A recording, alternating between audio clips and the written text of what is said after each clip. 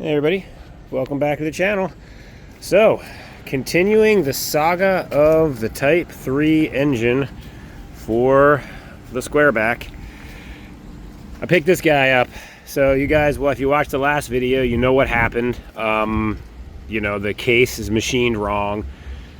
Somehow, inexplicably, don't know how someone did that, but the case is machined wrong on the other engine. There is no set of bearings that's going to work without mixing and matching and hoping I guess right, and the thrust isn't cut right. There's all sorts of issues with it. So, I got this. Now, I went to look at this guy. Kind of was told by the seller that it spins, had good compression. That's what I was told. Now, obviously, looking at it, you know, even in the pictures, I had my doubts. I think she wanted like $650 for it, or $675 or something. So I drove up into Pennsylvania. When I got there, really nice lady. She actually bought this for her bus, thinking that it was fit in her bus. Obviously, Type 3 engines don't fit in buses, at least not without work that's not worth doing. So it was for sale. It's fuel injected. I mean, you can still see all the fuel injection stuff. We got the throttle body and the different intake runners, and there's the fuel injectors. Notice right away a couple things I did like. One, it's got a lot of this random tin work that I was missing. This is the spark plug holder for the wires. This tin in here, I feel like I've never seen this actually on one of these. This is the tin that sort of seals the spark plug holes. So I love that. It's also got a distributor with a vacuum pot on it, not that piece of crap 009 nonsense that's on the other motor. I probably have to rebuild this, but how's the distributor itself feel?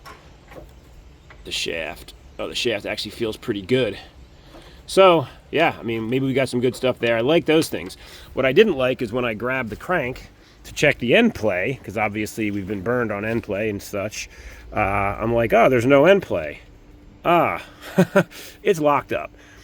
She said it wasn't locked up when she started. It was spinning just a few months ago. I don't think she was lying on purpose. I think this thing just sat in her shed a lot longer than she probably let on, and as a result, it is locked up. So I was, I drove all the way up there. I didn't want to walk away empty-handed, and I kind of don't know what the case condition is like. This doesn't look like it's been jerked around with, folks. Like, this looks, just because of the condition of it, and I mean, I say that lovingly, like, it is not been restored, It's not great shape, but it's not restored, which means no one's been in it. It's got this on it. I don't know. I can't remember what this means. I've seen this where there's this, I don't know if it's a rebuilt engine or what, but I've seen that before. But anyway, I'm hoping that this is going to have all the stuff we need, which is a good case. I don't care that it's locked up. If it's locked up, it's going to be locked up in the cylinders. We've got a brand new set of cylinders in there. We've also got a crank with a set of standard brand new bearings that's already been ground that fits great. So really all I need out of this, need is the case. If the case is good and it's not been cut and we can put new bearings and the crank in it, we're back to having a fully rebuilt engine and we're in great shape. That's best case scenario. Worst case scenario is take it apart and the thrust is hammered and the case is wallered out and I'm back to junk. The reason I bought it, even knowing that could be the case, is because I told her I'd give her $200 for it and not a penny more, and she took it. So for $200, I'm in. Like that, just the tins alone to me are worth $200. It even has these fresh air tubes, mine missing. A lot of people don't have like the heat set up in these things. I want the heat to work. So yeah, those are cool. Check out this clamp, guys. Maybe somebody knows, you could drop that in the comments, but that looks factory to me. Again, everything I saw on this I liked because it looked really original. So we got it in the truck here. If anybody watching the tractor video series on the tractor over there with the hydraulic excavator arm and loader, I made this gantry out of a cart, basically, that my Daimler Ferret, it's a tank that I have, it's under the tarp over there. The cart, I made this out of that. And this thing is huge. I don't have any hydraulics here. Well, I do with the tractor, but that tractor's not staying and it doesn't work. So I have the gantry here so that I can do things like this because I work alone 99% of the time. So we're going to get the chain fall down on here. We're going to pick this up and get it out of the truck, get it back in there on the engine stand, and then I'll get back with you guys when we start tearing into this thing. Alright, I figured while we had it on the tailgate, we could do a little bit of surgery. I want to pull the clutch off so I can get the engine attachment for the stand on. It's just easier to do it while it's up in the air like this. And the clutch has to come off anyway. So, I got some tools out here, and I figured you guys might want to see, like I do, what lurks beneath. This could go either way. I don't have great expectations considering how rough this thing is on the outside. But as you guys have seen, if you watched the last video on the from rebuilt to scrap video, we have a flywheel if we need it. This looks very untouched so far.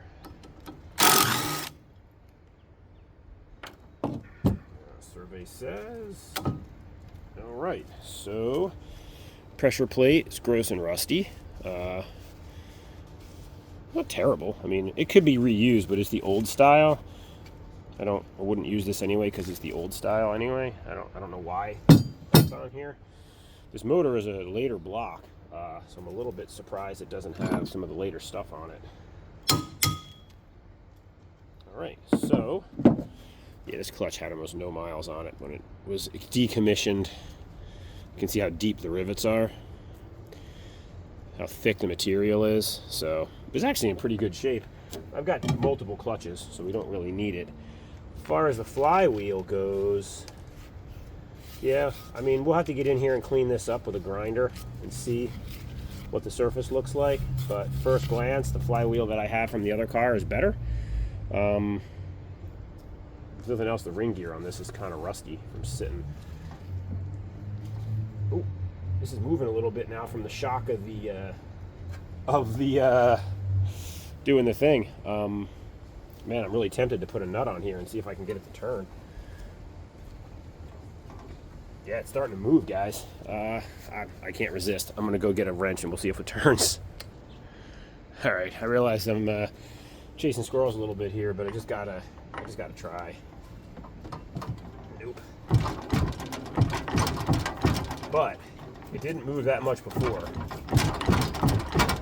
and it's moving a little more each time I give it a go. So I think once we get this thing, get some oil in the cylinders, we might have a real shot at freeing it up. Not that it matters that much. I don't really think I want to deal with, you know, I have new pistons, I have new cylinders. I've got a reground crank with brand new bearings. I feel like I'd be remiss if I didn't take advantage of all that. But I did want to kind of get it spinning, so I could see what the end play was like. But anyway, I'm gonna get this guy installed. I'm gonna get the cradle here installed, and then we'll get the gantry down on this thing and get her up in the air and go out of the truck. Alrighty, guys, we got it hooked up. It's goal here is going to be to pick it up so that it's dangling, and then just drive the truck out from under it, and then set her on the ground on the dolly. So let's see what happens. Shouldn't be too crazy. I've got it set to pick up so that it's leaning sort of like this, so that this is pulled in this way and this is around the engine hoist. Let me go and drive the truck out from under this guy. Alrighty, now let's take gravity out of the mix as quickly as possible. A lot of potential energy stored in this guy for you physics folks.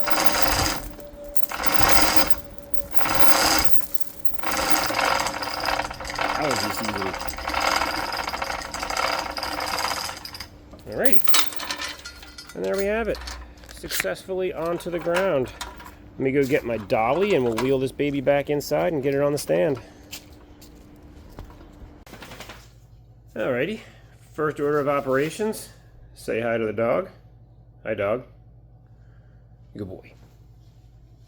First order of operations, we got it in, we got it on the stand.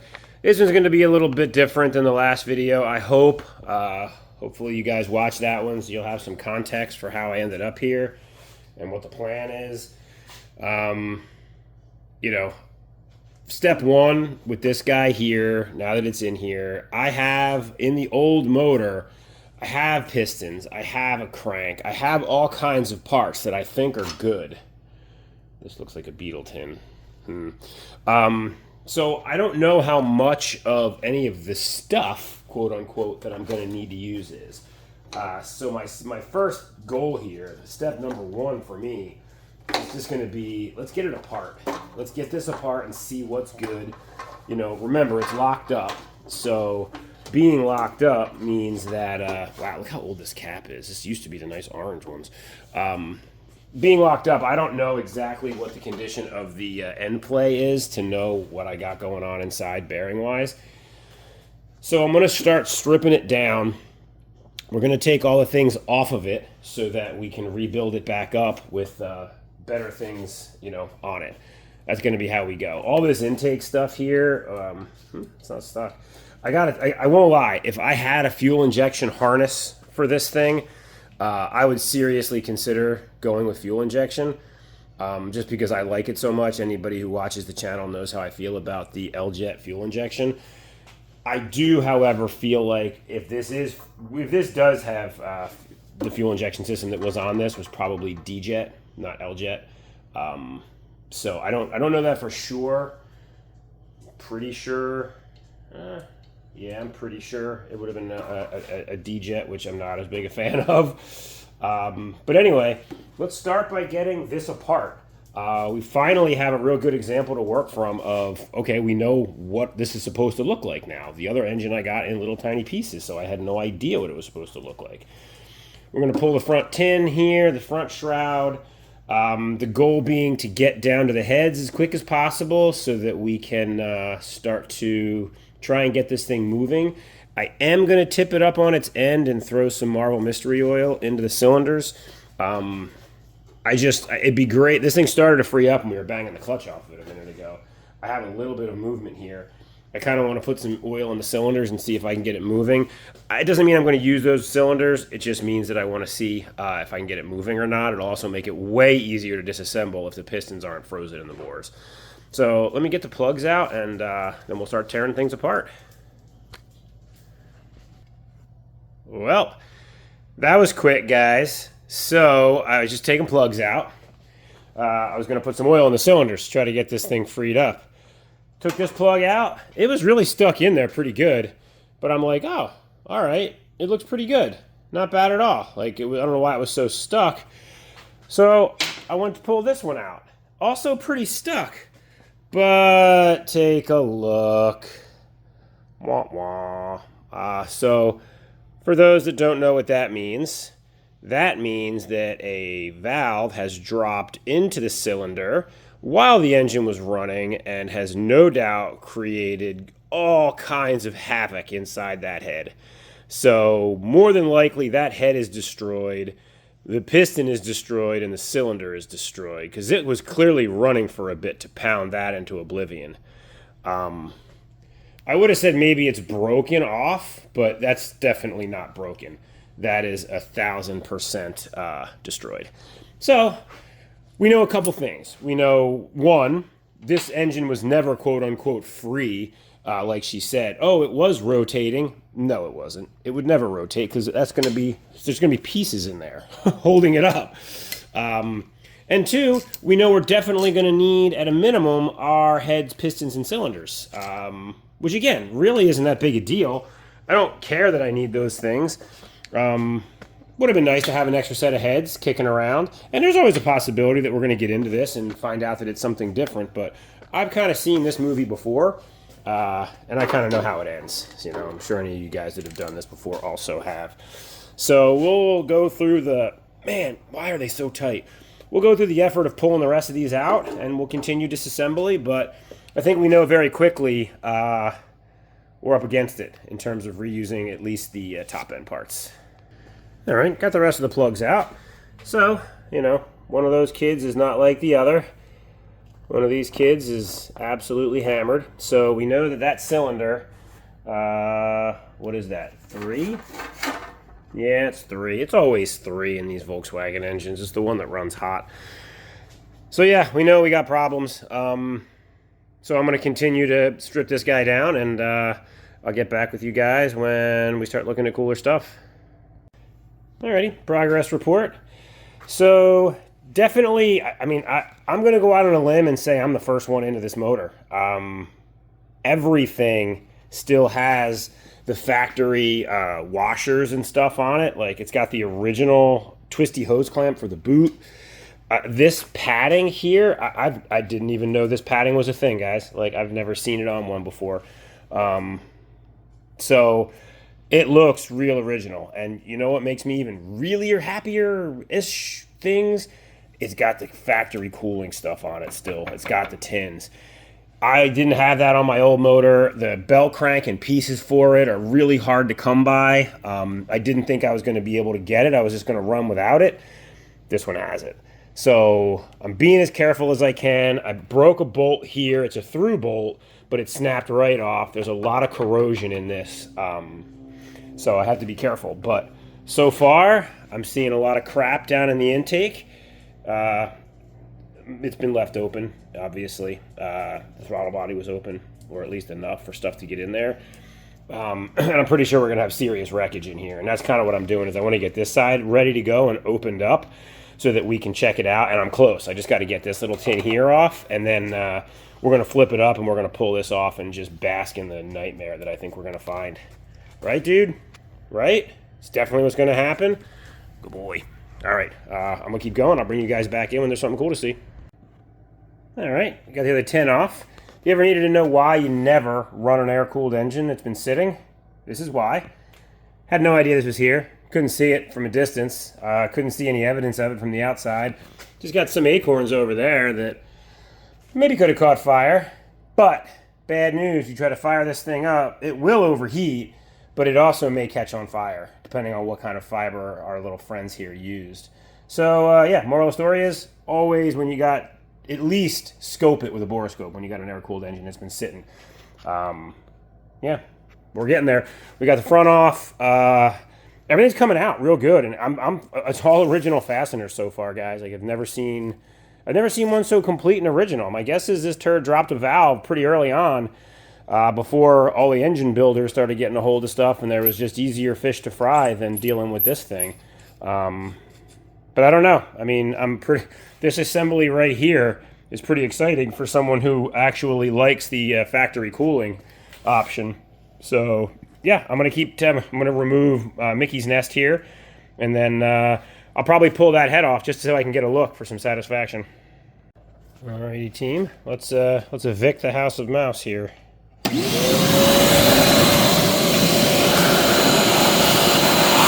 a lot of stuff in the forks.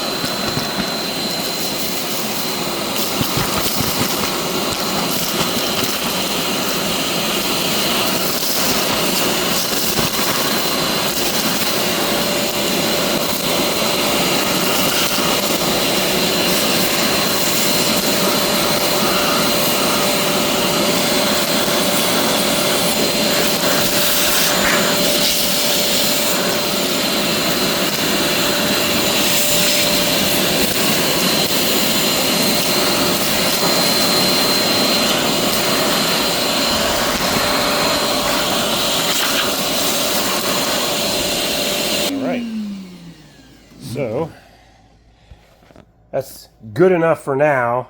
Let's move on to bigger things, and let's pull that side off over here now that we got the oil out of it and we got access. So if you guys thought I was maybe full of it before when I said that this spark plug meant a drop valve, just have a look as I've released this. This valve is literally trying to still come up and rip everything apart here. You know, you can sort of like pull everything else off, and this looks like it has 1,000,000 miles on it, by the way, but one of these kids is not like the other, and it's still got a stump on it in there somewhere, but yeah, as you can see, it is broken. So a few more bolts and we'll be able to get a look at the payoff here. All right, got the bolts out. Figured I'd bring you guys back before I even try to start knocking it loose. You know, let's do this together, because this is gonna be carnage, guys. Expect a mess in here. Do not feel like I can oversell how bad this is gonna look.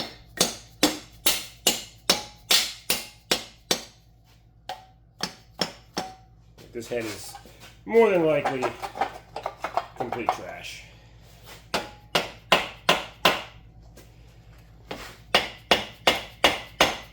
And you got a broken valve that's danced around like that, it's all trash. All right. Let's see just how bad it is. Oh boy. Oh boy. Oh, it's so much worse than I thought it was going to be. Oh no, folks. I'm not sure the case is going to be okay. Let me get you guys in here. Holy. Okay, well. Shite. So, obviously, the head is as destroyed as we expected, right? Like, fully anticipated that. What I didn't fully anticipate was this. How does that happen?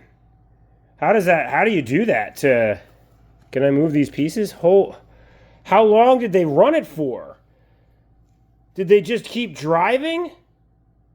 Seriously, there's nothing left of the piston. Like, it's crumbs of rings, and I mean, I don't know. You guys tell me. I've been doing this a while. I've seen a lot. I've seen a lot of drop valves. That's how I knew right away it was a drop valve. But oh my. Let me actually, let me go get some forceps so we can start to pick this out. Holy. Alrighty, well, I got it off. The other side, that valve is stuck open. Yeah, these heads are, they're not toast, but they're not good. I mean, look at all the stuff on top of the cylinders. But on the plus side, we have pistons this time. I'm taking that as a win. So I'm going to extract the sad remains of these pistons here and cylinders, and hopefully that'll get the rotating assembly moving a bit. Actually, I might be able to, if they're really stuck on just the pistons, I may be able to get it to move the pistons up. Yeah, you see, now the crank is moving. Well, the good news there, folks, is that it means the rotating assembly is not completely destroyed. Yeah, that's stuck in there, though. That's that piston. Yeah, like it rotates it up a little bit to top dead center and then back down again. So we're going to need to... I'm probably going to suck this stuff off of here, put some juice on it, and let it sit for a bit. Alrighty, guys. So we got the shrouding off. We've got the debacle of the cylinders and the pistons out. That was a battle. That was a battle. We're down to the bare block here, which is kind of where we want to be. The push rod is very bent for the bad cylinder. Like, you can almost see it from here. I don't know if you guys can get a look at that waffle that's in it. It kind of like goes whoop. It's bent pretty bad. I'm getting zero end play in this case right now, so I still don't have any idea whether or not we're going to be able to use it. I mean, looking in here, I'm going to be looking for massive amounts of damage, and quite frankly, I'm going to be looking for the remains of the piston. I didn't find much of the piston. The rest of that crap has to be in there, and I see some right there, wedged in pretty good, right in there. So what we're going to do is we are going to take our time and go through this case. We're going to take the case apart. We're going to try to inspect it for breakage. Number 3 is what was broken. That's this guy here. First place I looked in here was just this web blown out here, because this is a cracking spot anyway. Something about the early Volkswagen engines that, I mean, people who work on these know, people who don't, you're about to. This design had a flaw with cylinder 3 getting really hot. And it started on the upright engines because they actually moved the original versions, the fan shroud, and contained the oil cooler, and it stood straight up and down, and it blew right down over cylinder 3. So all the hot oil was actually bathing cylinder 3 in heat, which made it run hotter. Subsequently to that, they moved it to a doghouse filter, which brought cooler, which brings the oil cooler out here on like an adapter plate, which gets it out of that stream a little bit. But it doesn't solve the entire problem of number 3 cylinder seems to be the one that always has issues. In this case, what more than likely happened, because I mean, you Google it, other mechanics on the internet will tell you, especially guys that were around back then. At speed, these would drop the number 3 exhaust valve, lock up the engine, bend the rod. Here we are. And my take is that is what happened. This block did come out of a Type 3. All the shrouding, everything was there for a Type 3. However, it is not a natural Type 3 block. And I say that because it's missing the mounting bosses that would be here and here for, well, I shouldn't say it's not a natural Type 3. It is not a late Type 3. Let me rephrase that. The U0 up here is, it should be 69 to 73. Our other case, also a U0, but you can see these big bosses here, these bolts are in, and this one, that holds the mustache bar. That holds basically the back of the engine up. This guy is the early version of the U0, and it's like, this one's 080, that one's like 04, or it's like U04 something, so that one's definitely later. This is an early one that lacks those mounting points. So EMPI makes a conversion kit that bolts on the oil pump studs here that will give me those bosses back that I can reattach it, so I can still use this block if it's not grenaded. But we won't know until we split the case and find out. So it's definitely a Type 3 case overall, because the oil fill here, this is Type 3. There's an area here, but it's just a flat spot on a Type 1 bus gear or a Beetle gear. So we're going to split the case. We're going to pull the crank, pull the cam, have a look at the bearings, get the remains of the piston that's in there out of there, and see what we've got. I mean, it passed test number 1, which was, is there going to be a giant blowout crack where 3 locked up? There isn't. Cam plug's been leaking. The rear main seal that was in this was kind of older looking. It did have 3 shims, so hooray for that. The rear bearing doesn't look terrible, but I don't know if this has been line bored, cut. We don't know yet, right? So the goal here is to just get into it, and let's find out. And I just figured I'd give you guys a quick update before I start ripping into it. Alrighty, folks. I got all the case nuts out. I got her wiggled open. So far, that thing is falling out. Piece of piston. I just figured I'd bring you guys back in for the carnage. You know, I know you've seen it. I know you've seen these cases come apart, especially if you just watched my last video. You watched me struggle mightily. This one, a little bit different. We're digging in on, I guess we'll just call it Case Nightmare. I don't know. Case Carnage. Just trying to get you guys set up to have a good view here. So I haven't opened it up yet. I'm going to pop it open the rest of the way and see what there is to see. Looks like the lifters have mostly already fallen in, which is fine. That's a lot of pieces. Okay, so what are we working with, friends? I can already tell you that lifter is in rough shape because it is wedged the heck in. Whoo-wee. All right. Well, let's start at the beginning, shall we? Let me pull my gloves off here real quick because they will destroy my camera here. They are dirty from working on this thing. Okay, so first and foremost, other half of the case, we got Wedge City right here. That is wedged in there, holding that push rod, or that lifter. Lots of pieces in the bottom. Most concerning thing, yeah, so far, I guess, is there's a chunk out right here of the case, but it isn't cracked that I can see. Ah, but that looks cracked. Oh, maybe not. I don't know. Is that a crack? We're going to have to clean it. That might be a crack. If that's a crack there, we're all done, folks. And here, I don't know. These look weird. I can't tell if they're cracks or if they're just goop. I'm not sure. Yeah, because if those are cracks, then these are all cracks, and I don't think that's cracked up there. Yeah, there's some sort of weird streaking in here. But yeah, so like definitely out of the gate, let's just see if we can pull this thing's tooth here. and get that lifter freed up. Just need a pair of needly nose.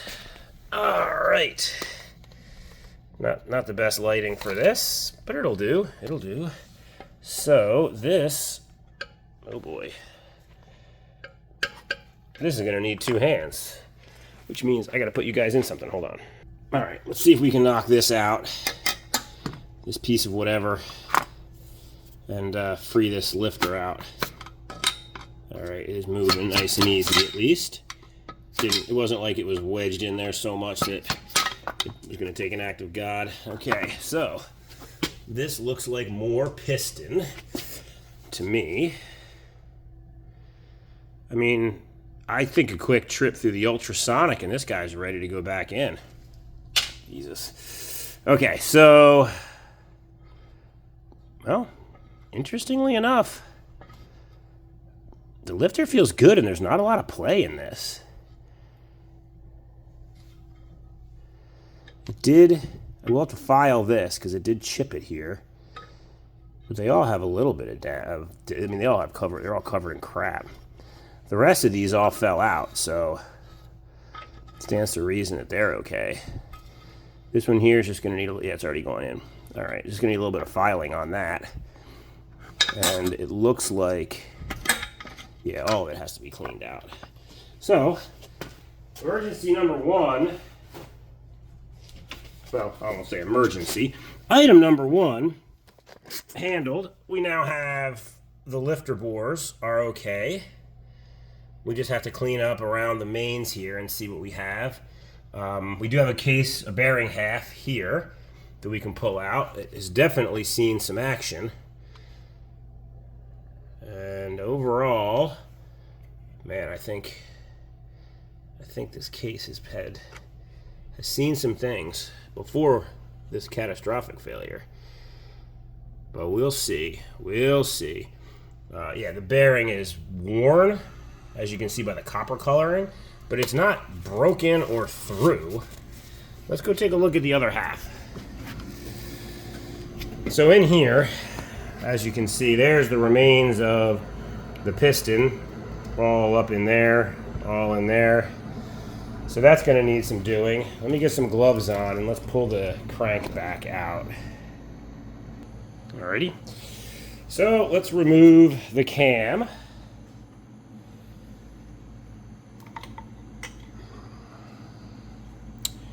And I don't see any damage on the gear.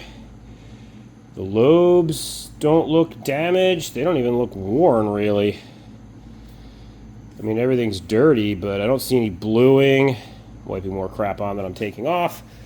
Put this over here for a second, and we will clean it up in the parts washer along with everything else. When we get to that stage of the game, here's a lifter from the other case, half. Put that there. There's the other lifter and some soup down there. I think I'll just get the pliers that we were using and use those to extract that from its goo. So I'm going to put this down here to soak out its crap. And then there's one more in here that also needs to soak its junk out. I'm not really worrying about keeping these where they were. I mean, on a typical build, you would do that and try to keep them all in one place, but I'm not going to be reusing these lifters. I'm going to use the lifters from the other case because I don't know what these have been through. In fact, this one is frozen in its hole. So let's see if we can tappy tap him out. Oh yeah, there's a piece of crap under it that hung it up. Okay, we'll let them think about what they've done or haven't done, as the case may be, in the oil bath here. Yeah. All right, that's percolating down there. Let's continue the inspection here. So I can zoom you guys in. You can kind of see what I'm up to, maybe. So we got stuff stuck in here. Yeah, it was coming right out though. Cam plug. was leaking. We have a new one. So let's just take a quick gander at, yeah, I don't know if you guys can see. There it is. Here's all the pistons and rings, and I found where it all went. Man, that is tremendously gross. And we have some wood. Oh, you know what? That's probably from me when I was whacking at it, trying to get the piston to drop. I'm like, how did wood get in here? Let's get the crank out, and we'll take a look at what we've got there, because it's heavy, and there's stuff in here. These rods don't look bent. Our bent rod is on the other side. Oh, but we have mangled that rod end. So you guys can see this has got a big, huge in that rod end. So that's not going to be okay for using. Let's see if we can get this out. Yep, she came right out. Put this on the bench. We will take a look at it in due time. Okay. So first impressions on the rest of the case here. Dowel pin is in. This bearing is still in place. We have our dowel pin. We have our dowel pin. I don't know if you guys can see what I'm doing now. What I'm doing is I'm just looking for the dowel pins to make sure that nothing's sheared off. We're not really going to be able to do a good inspection on the case itself for cracking and for shenanigans until we get it cleaned up. It needs to be cleaned so we can see what we're looking at. Right now we can't see anything. Just a lot of pieces of piston down in there. I'm just looking for like obvious deal breakers. Like, is there going to be something that I'm going to be like, all right, well, that's the end of this? Because what I don't want to do is put this into my parts washer, contaminate my parts washer, and go through all that headache just to find out this thing is completely sporked. Yeah, I don't feel this edge for the oiling. So that's a good thing. I don't think this case has been bored, but we won't know until we measure it. I don't want to get ahead of myself and get excited that I can use my crank and bearings that I had from the other one. Let's pop out this bearing shell here and of how much time this thing ran for. Make sure I'm grabbing the bearing only here. There we go. See, just the bearing only. And this is a Volkswagen bearing. So, and it's got the little elephant. So something that I've been taught to look for this. If you guys look close, you can see the VW symbol and the elephant. When you look in the journal on the case, if you see in raised area in here, if you see the little elephant and the VW symbol, it means that your case has been, pounded up into the harder bearing material. The case is magnesium. Those bearings are steel. So if you see that, it means that you've got some serious case wear going on in the bore area. I don't see that. I don't see the elephant on any of them. All right, slightly more hopeful again. Let's get the cam gear, or the distributor drive gear, out of this. All right, she was in there. It was hung up on this surface here, up top here. I had to get a brass drift and hit it from the bottom to try to knock it loose. I still have to find the spacer that sits down. Oh, it's just sitting on there. All right, there's two of them. Don't lose these guys. They have to be there. It's what sets your spacing and gives it a little bearing surface to ride on. That's not the case. So make sure you keep those two. Make sure you put them back when you put this back in. All right, so I got a lot of stuff to pick out of here. That's going to take a little bit of time. But before I do that, and what I'll be picking out is all of the fun that's what's left of our piston. So I see like ring in there. I see the little the pins that hold the end of the small end. There's a bunch up here. There's pieces up there. So yeah, this is going to have to be cleaned really good, and we got to take a look and see. Last thing before we go, and I go and put this in the parts washer to think about what it did. Let's we have our main bearing here, our thrust bearing here for this is the rear main. Well, it's the thrust bearing. It's the last. This is what pushes the clutch pushes on. Setting this in the case is one of the things that's pretty important to figure out, like, what your thrust is and whether or not you've had a cut case, yada yada yada. So that sits in there nice and tight. This to me looks, what I'm looking at is this thickness of this thing here. If it'll focus, looks to me like it's standard. If that was cut a millimeter or 2 millimeters, that'd be a lot thicker. So without knowing for sure, what I'm seeing is standard crank, standard bearings, and we'll know that in a moment because I am going to, yeah, this one looks like it's been spinning, doesn't it? This one looks like it's been spinning too. If they were spinning, that would be extra bad, but the dowel pins are here, so I don't see how it could have been spinning. Let's take a look at the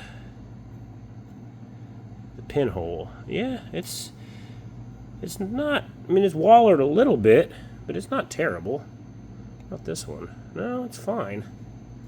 Yeah, I don't think they were spinning. They just look worn. I mean, they could just be original. Like I said, they're Volkswagen bearings. This hasn't been rebuilt recently, if ever at all. This could be a not rebuilt engine. But let's measure it. Let's mic it. Let's make sure we've got proper clearances everywhere. If that all checks out, we may just buy a bore gauge. I don't have a bore gauge, a thing that goes in and rocks and tells you what your round is. Probably going to get one of those just to make sure. I mean, obviously all this has to get cleaned up and I got to measure it, but just to make sure we're good. But anyway, I'm going to get this all cleaned up and then I'll come back with a plan. Alrighty, using my handy dandy tool here. Actually got a new one of these. It's still Chinese, Amazon website stuff, but way better than the other one that I was using. And I measured. I measured in here, I measured in here, I measured in here. Basic measurements, they're the same and they're bone stock and they're right on. So those are good. I measured the thrust surface, that was bang on for stock. And I measured the crank and that was bang on for stock. So this has never been machined,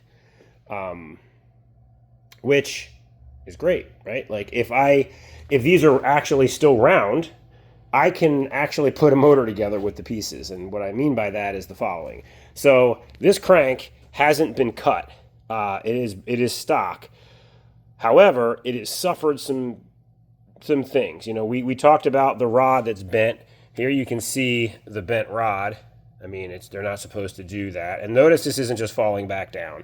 These fall down, fall down, fall down. Not this guy. He has been cratered back here. Something smashed this in. I'm going to pull it off to confirm it, but I'm sure that there's damage to that journal because it was run like this. Unfortunately, the only way you liquefy a piston into that is to run it after the valve drop. They're probably at speed, probably started making noise, I don't know, pulled off the highway, or maybe they were just like, F it, I'm going home. This has suffered some damage though. Not to mention, if you look here, and I don't know if it's coming up on camera, this is blue. This has been superheated.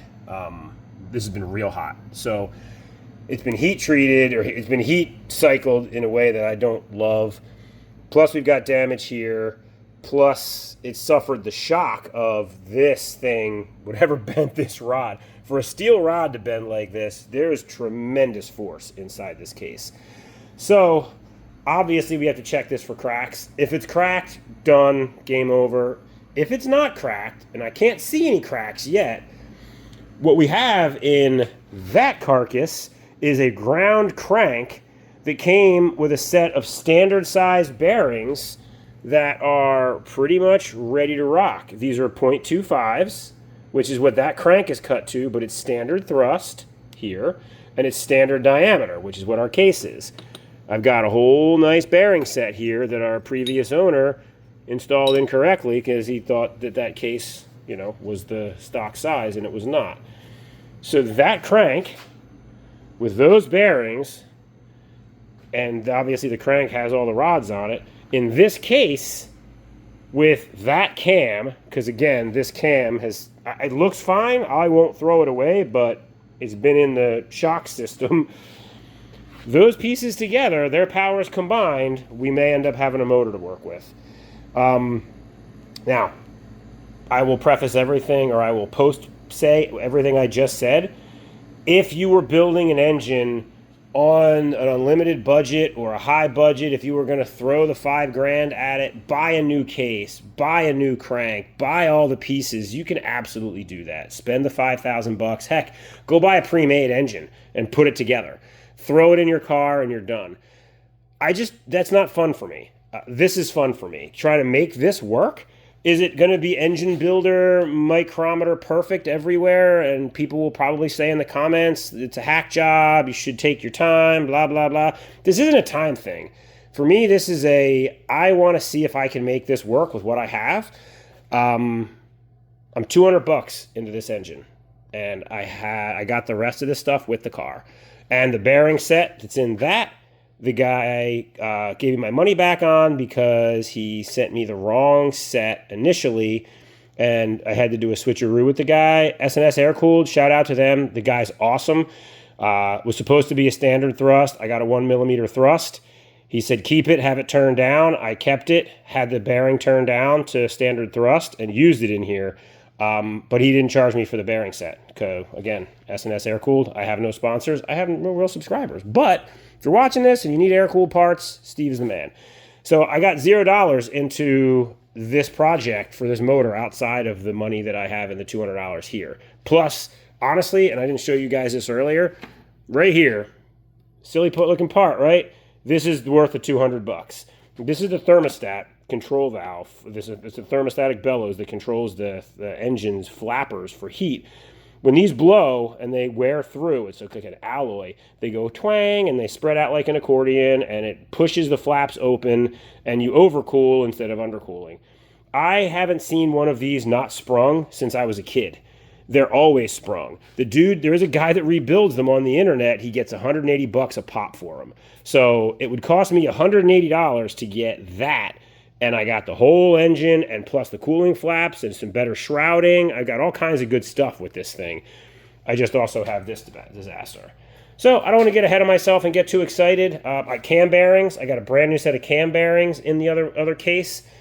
We're going to clean this up, look for cracks. I'll bring you guys back when I get it cleaned up or while I'm cleaning it. But that's the plan right now. This case, if it's good, that crank cam and cam bearings and this set of main bearings that I got. And I think we'll have a rotating assembly. So, yeah, I'm going to get this cleaned up and I'll be back. All right, guys. So, here we are again. For you guys, I'm not sure how much time has passed. For me, I feel like I just did this, putting the bearings in that didn't fit. I got the case all cleaned up. It is, it's... Obviously, I don't have a professional washer here. It's been through a degreaser. It's been through about half a can each of brake parts cleaner. I can't find any cracks. There is damage. This register here is damaged. There's a piece missing from that register, but the bulk of it is still there. I don't think. You can see right here, there's a piece missing, so I'm missing a little bit of that. I got the cam bearings in, the new cam bearings that I got. I set the cam in, seems to be in there pretty good. I checked the other half of the case. This case had a little bit of damage as well on the inside here, but again, not a lot. And I'm pretty sure it's gonna be fine. If it's not, I'm not into this. This is my time. This isn't money. So I already have all of the new bearings. I already have the parts. I am now cooking up my gears so I can put the bearing set on the front nose cone. Remember, this bearing is captured and round, so is the one up here behind the cam gears, the distributor drive gear and the cam gear. So putting these guys on, going to drop this thing in, see how it rotates, see how it feels, and just trying to get a measurements on seeing if we have like a viable machine here. So stay tuned. All right, rotating assembly is in, cam is in. Bearings they were scribed to make sure that their pins, the dowel pins line up. I got the other case half together here. I got the lifters in. I got to get the lifter clips because I don't want these guys falling out on me as I tip it over, and they're nice and loose like they're supposed to be, so they could. So yeah, let's, the goal here is going to be to flip it over, get it in, get it rotating once it's torqued up, and make sure that it all rotates clean, and then we set end play and see if we can get past where I thought I've been for the last 2 weeks. Alrighty, folks, so here we are. We've got the cool tins in, both sides. We've got our push rod tubes in, seams facing up. Valves are on, not adjusted. End play and end float is set. This is pretty much a buttoned up long block at this point. I did not film every gory detail of setting end play and stuff like that because truthfully, I did all that in the last video. It's up now. You know, if you really want to see how one of these things goes together, I did it all there. I literally am just rinsing and repeating those steps with a block that actually has the correct bearings in it. That's really all I did. Next up, I'm going to put the tins on, get the heater boxes back on it. And my goal for this video is to get us to the point where we are either doing a run it on the ground with a transmission out of the car or a run it in the car, but a will it run on this engine. So I don't want to make this video 5 hours long by having all the little gory detail steps in here. So yeah, if you want to see the individual steps, check out the last video, which unfortunately ends in a massive fail because of the block, but all the steps leading up to that were solid.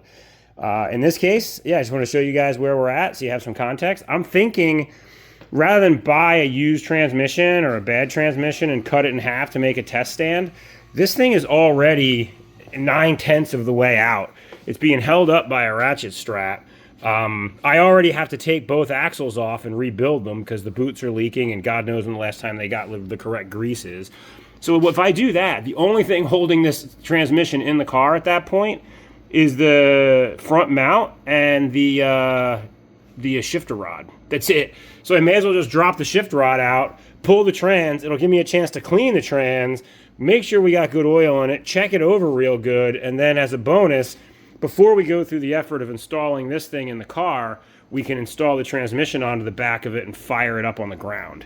Or at bare minimum, do a compression test. So that's where we're at. I'll be taking you guys along for the ride. Just wanted you to kind of know what the plan is, and hopefully next time you see this motor, it's going to be all tinned up and look like a legit Type 3 motor. Alrighty, gang. As we continue the process of building this back better, oil pump. I got to get the oil pump in because I have to make an adapter, which is what's in this box, to fit the late Type 3 mustache bar that goes across. This case isn't drilled for it. It should have a boss here and a big one over here and another one over here. It doesn't have any of that. So they make this kit that'll bolt onto the oil pump. However, before I do that, a couple things to note with oil pumps. There's two kinds of, well, there's a lot of different kinds, but for the case of what we're doing here, there's a different oil pump from like 67 to 69 and then 70 through 79. The old block is actually from a 72. It's in a later case, and it's dual relief. What that means is that we got a screw here for a relief, a pressure relief for the oil, and one down here.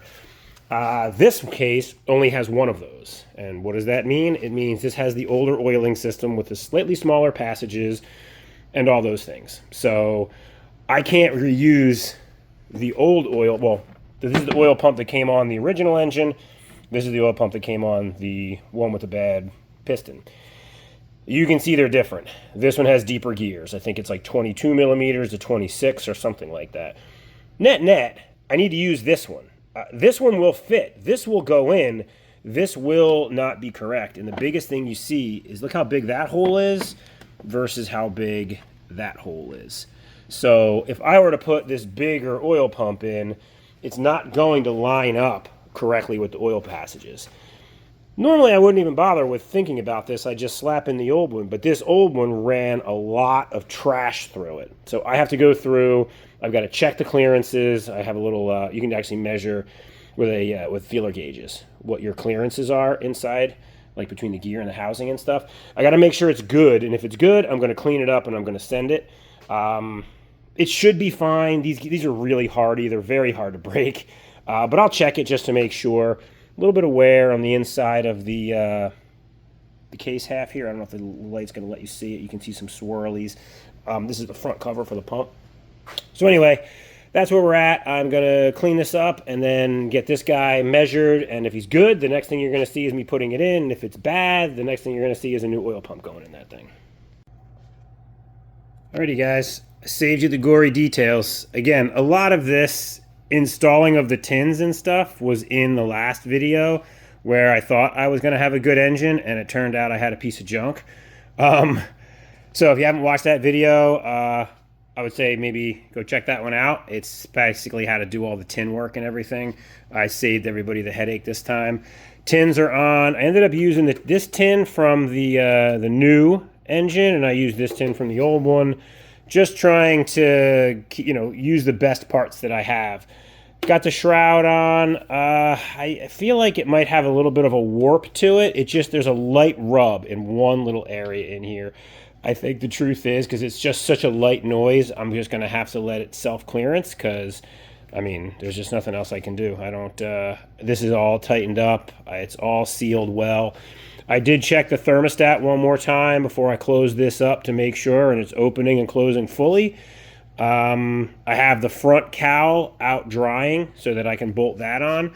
I'll probably bolt that on, get the generator on, and then I think we're getting close to the next step, which is going to be drop the trans out of this so that I can do the axle shaft rebuilds. And while the trans is dropped, I'm going to put it on here and see if we can do a compression test and spin this turd around while it's out of the car before I go through the struggle of installing it to find out that something's catastrophically wrong that I missed. I don't think there is, but at this point, I'm gun shy based on how many times I've had to put this thing together. So, yeah, just wanted to give you guys an update. Next time you see it, it'll probably be trans work and getting that stuff done. I do not know exactly. I think I'm going to end up at least doing a compression test for this video. You guys have been through enough without a payoff. So have I. So we'll get the compression test on this, and that'll wrap up, assuming the compression, well, even if it doesn't come out good, that'll wrap this motor up. Hopefully we get good compression, but that'll wrap that series up. And then the next series will be getting it in the car, getting the car running. So yeah, stay tuned for compression test. Alrighty, folks. I got some stuff laying up on top that I want to make sure I don't forget to install. Things like the rear main seal and the covers that cover up this giant hole in the air, and then the back piece of tin that sits back in here. So yeah, there's some stuff that I need to make sure I put on, but I got to get the oil sump underneath before I drop this down under. And I just want to show you guys, I don't throw anything away. I didn't buy this guy. It is from a store called Boscov's, which, man, it hasn't been around in a long time. I got this in a pile of parts, and reason I'm calling it out is, one, these paper gaskets that are in these kits, they don't go bad. They're just paper gaskets, a little bit of time and effort with them, and they're pretty much fine. But more importantly, these little copper sealing rings, they are what stop all of these little nuts from leaking when you put the sump back on around the bolt holes. So, I just thought this was kind of cool. This was sitting on a shelf somewhere in a Boscov's, and it looks like $1.29. I don't know if it'll focus on it. No, probably not. Anyway, $1.29 back in the day. It says it's made for cars. Let's see. Fits Super Beetle on. So 61 on. They're good with. And then it fits the buses that have the Type 1s. And just look at that right there. Type 3, that's my guy. There's the Squareback. Looks just like it. Anyway, so yeah, I'm going to go ahead and, putting these sumps in is not tricky. This one's new. This was off the other motor. It was never even run. The one that came on this engine was full of silver powdered metal from the trauma that it suffered. So yeah, I'm going to go ahead and I'm going to throw this guy in. A couple things to note. It's gasket, then this. There's already a gasket kind of on this one. It's gasket, this, so that gasket there, then a gasket, then that cover. And something important to always keep in mind with these covers, do not hoss them on. I think it's 6 foot-pounds is the spec. And if you look, this has little, I don't know if you got to show up in the picture, there's little dimples here that are actually designed to stop you from crushing the gasket completely. 6 foot-pounds, doesn't take much. The copper sealing washers do the work. If it's leaking, you can always go down and retorque it, but you know, these are caps too, so keep in mind, you can only go so far before you're going to bottom out in the cap. So I'm going to put this guy in here. That's going to button up the oiling system in the bottom side. I got the oil fill tube on and sealed up.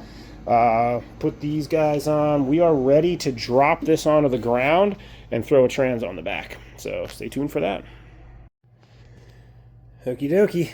I didn't film it because I don't think you guys needed to watch me operating an engine hoist. But I got the engine down onto a platform, which is literally just the engine stand on some wood. The reason I do it this way, twofold. Well, first, we still got to put a rear main in this. We got to install the clutch. We got a few things to do. This isn't torqued either. I did torque the front one. I did not torque this one. This has to go to like 310 foot-pounds. It's exceedingly difficult to do without the engine rotating, and the locks that go in here, some of them work, some of them don't. I've heard of people breaking the cases here when they try to use the locks to go to 300 foot-pounds. I usually have a bar that I'll put across here that'll do it. That way I'm turning against the bar, and that bar will lock in on this or that, depending on which orientation I use. So that's why this is here now. It's going to sit like this. The other thing we're going to do is we are going to take this guy, who's been waiting patiently, and we're going to install it. We got to clean this, replace the throwout bearing, clean this whole thing up. But the main reason I'm doing it out of the car is I had to take it off anyway to get these axle shafts out, which were disgusting. Turns out the oil seals in both of these that seal the axle stubs were missing, or they were laying in the boot, so that it would be contaminated with gear oil. And I kind of want to compression test the engine before we put it in. You guys who've watched this video this far have seen the tragedy of what this case looked like with that, running it with a hold piston. Literally dissolve the piston. So let's, I'm just going to do the basics right now. First I'm going to take this off, get the rear main installed, and then we'll make sure that our M-play is still good. And you guys have seen all that already. I won't show that. And then I got to torque this guy on, and we'll install the clutch. Alrighty guys, so the trans is out. I got it cleaned up. I mean, it's not perfect, obviously. I'll clean it up a little bit better than this. It's been painted black, which means someone's been in here before. This wasn't factory. They didn't paint these black from the factory that I know of. Feel free to drop it in the comments if you think differently. I've never seen a black one that hasn't been painted by somebody. Starter looks okay. I mean, it's hard to know until we put some voltage on it, but there's two things that still need to happen. I got to put the clutch on, and I got to get that bolt to 300 foot-pounds, or 290, or whatever the spec is. So I'm not doing any of that right now. My goal for today is to get the transmission on, which gives me starter, which gives me compression test.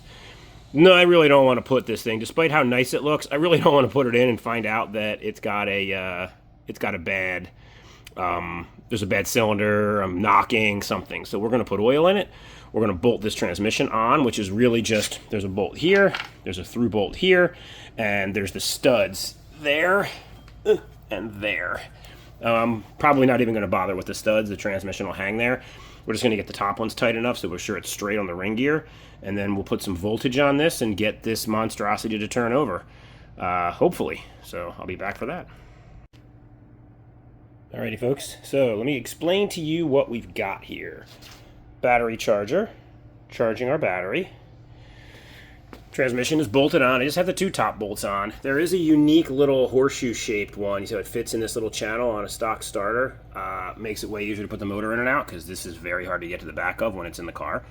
Positive on the positive of the starter, and then I've got the switch hooked to the trigger, back to the positive here, and then we got the charger on it. I haven't tried this yet, but I'm hoping that when I squeeze this, we are going to get the motor to turn. We won't see a whole lot. We'll have to hear it because I don't even have the distributor in it yet, but we're going to run it and see what we get and hope for the best. So here we go. Oh yeah. It's puffing. Okay. That looks a little loose, doesn't it? See how that moves? All right, so we're going to have to figure, oh yeah, that's a little loose on there.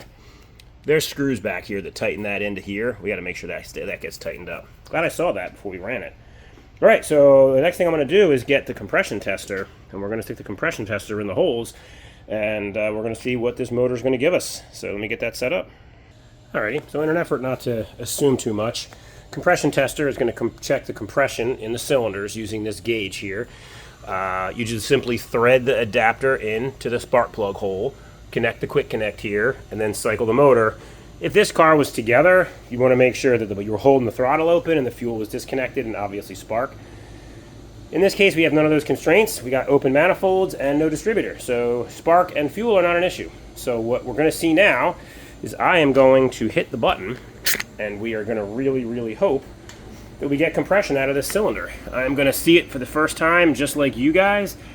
We want to see, I think if I saw 120, I'd be thrilled. You know, it is new cylinders, it is new pistons, new rings. It's really a question of, are the heads sealing up? Do we have everything together correctly, or are we taking the heads back off to figure it out? So let's get the switch, and let's watch. Here we go.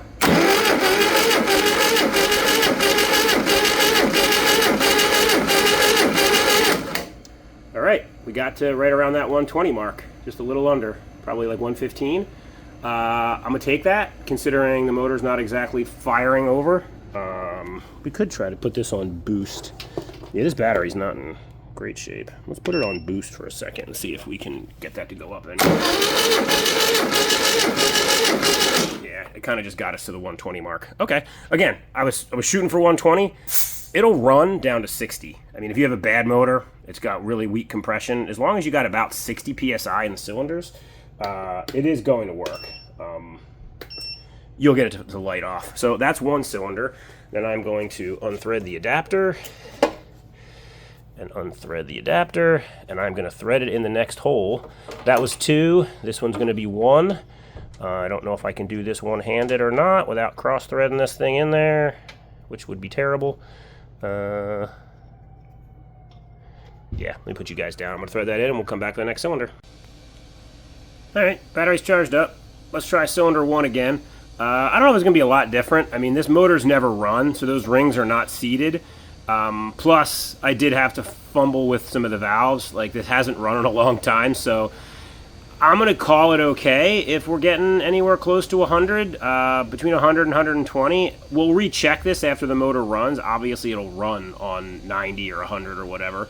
It'd be cool if they were all at 120 like the front one, but I just don't know if we're going to see that with, you know, with the cylinders being dry and the thing never having run to seat the rings. But let's see what we get on this guy. Let's put it on engine start, so we're turning as fast as we can.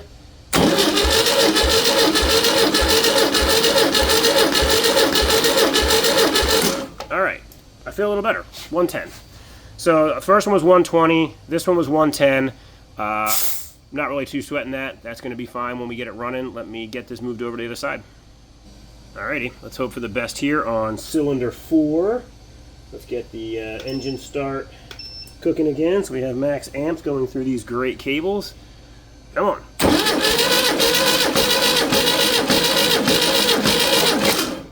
Alright, I'm going to say that one is good. Over 120. The other thing to remember is that some of these cylinders are going to potentially have a little bit of ATF in them still from when we ran it before or when we were putting it together, keeping it smooth. But yeah, plenty of compression there. Let me move it over to the last one. Alright, last cylinder on this side. This is cylinder 3.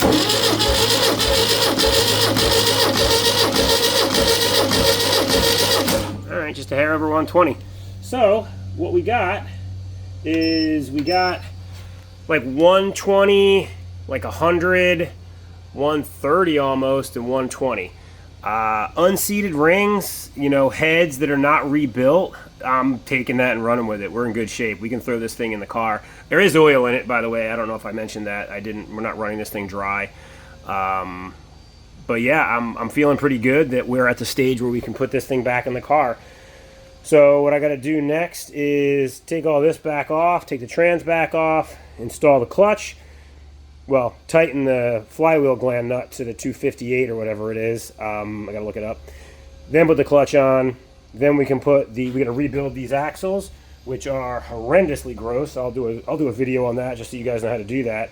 And then we're gonna put this thing in the car. So stay tuned. Hey everybody, Quick update while I'm doing this. Figured I'd show you guys. Clutch.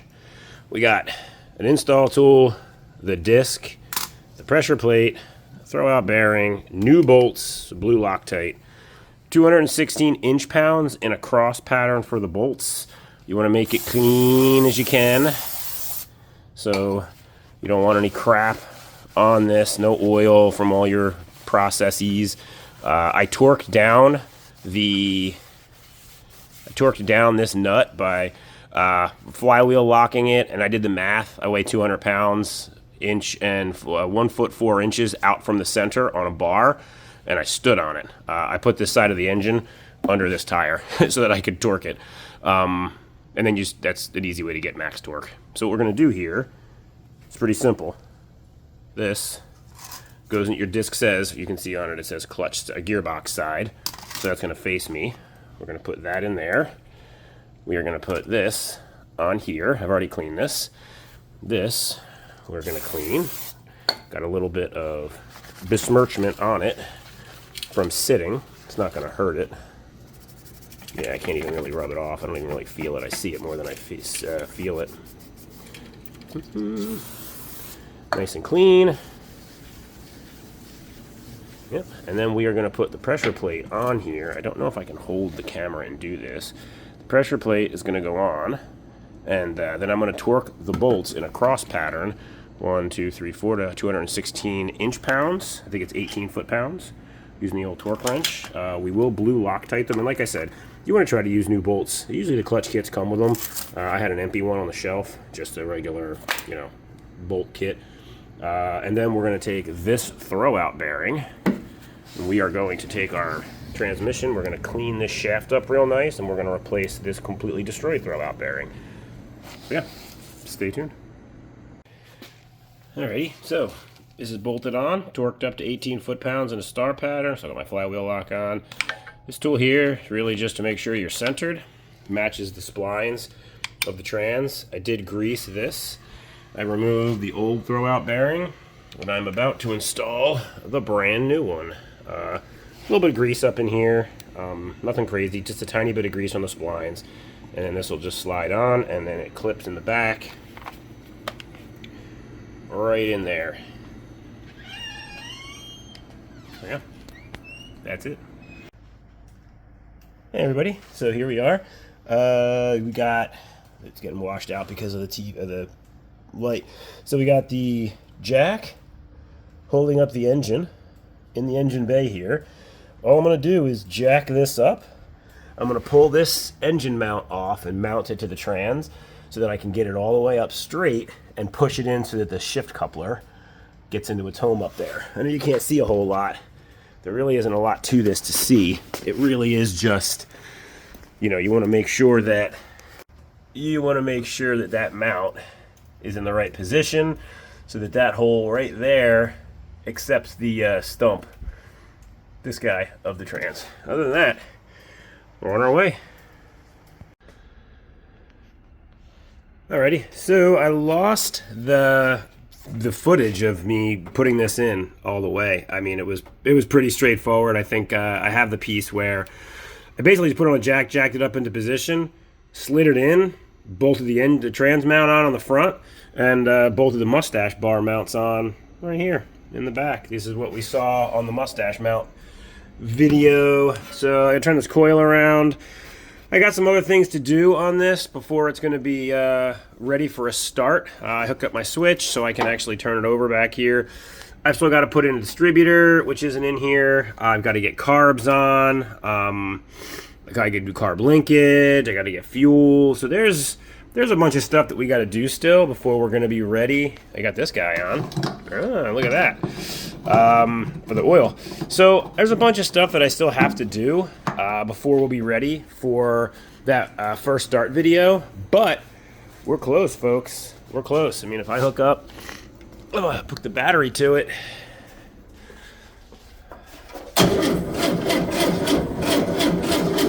So we turn over. Yeah, I'm pretty excited. I got to get a battery for it and get these stupid jumper cables out of here. They're not helping me any.